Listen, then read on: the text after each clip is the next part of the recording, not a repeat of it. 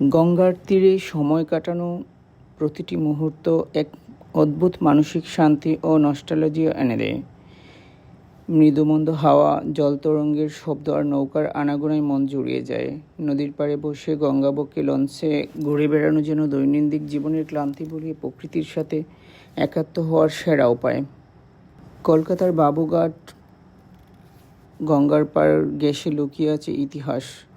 গঙ্গার ঘাটগুলো শুধু নদী দেখার জায়গা নয়, বরং এগুলি ইতিহাস, ধর্ম ও সংস্কৃতির মেলবন্ধন।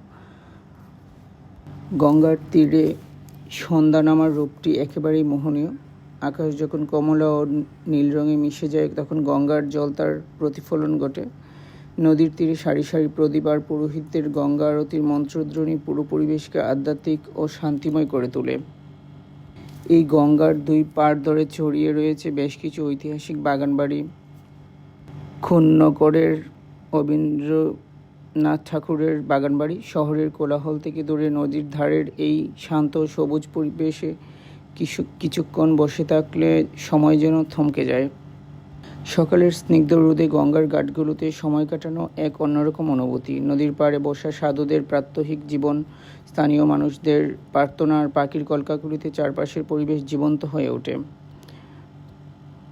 সত্যি অনেক সুন্দর সময় ছিল